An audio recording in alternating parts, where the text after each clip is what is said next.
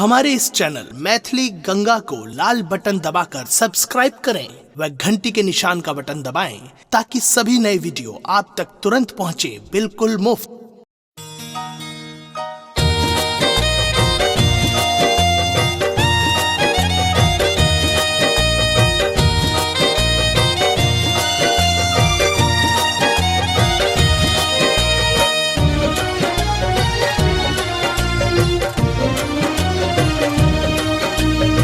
अपने सुन रहे छी गंगा कैसेट की प्रस्तुति।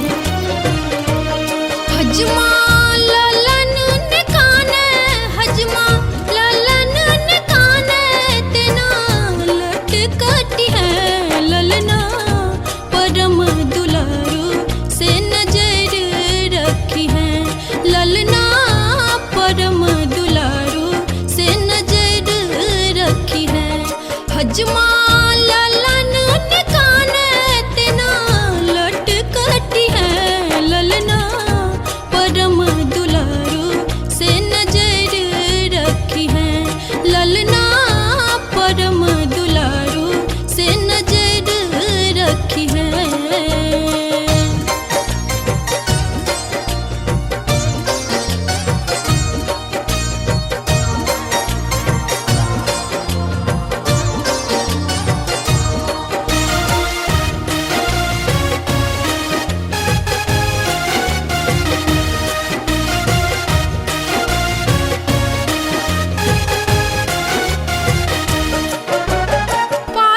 पर हक तू भी ललन जी ब्राह्मण बनता आइए, सोना चांदी खूब लुटे बई देख बधैया बाजे।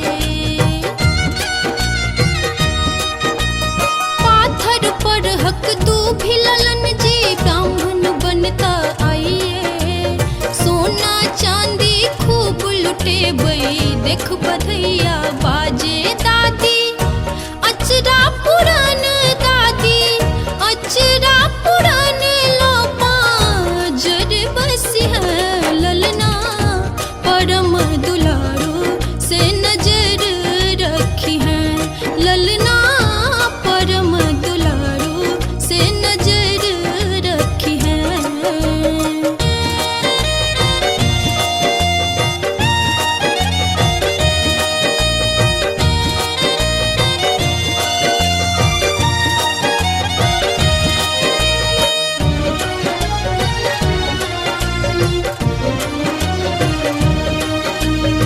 अपने सुन रहे छी गंगा कैसेट की प्रस्तुति।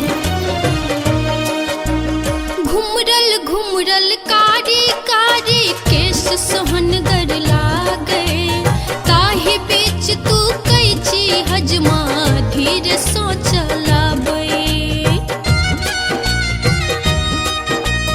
घुमरल घुमरल कारी कारी केश सोहनगर लागे, ताहि बीच तू कैची हजमा धीरे सो चलाबे। तोहर चमकै छकैची, तोहर चमकै छकैची, इम्हरे ध्यान रखी है ललना, परम दुलारू से नजर रखी है ललना, परम दुलारू से नजर रखी है।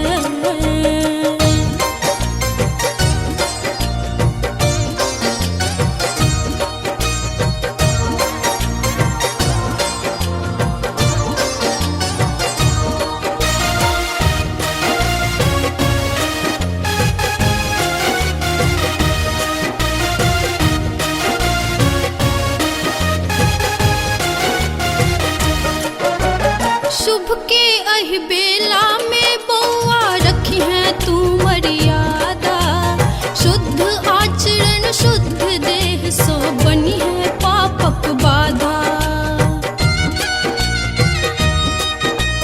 शुभ के अहि बेला के बउआ रखी है तू मर्यादा, शुद्ध आचरण शुद्ध देह सो बनी है पापक बाधा। ललका बाग के हरदम, ललका बाग के हरदम बउआ मान रखी है ललना, परम दुलारू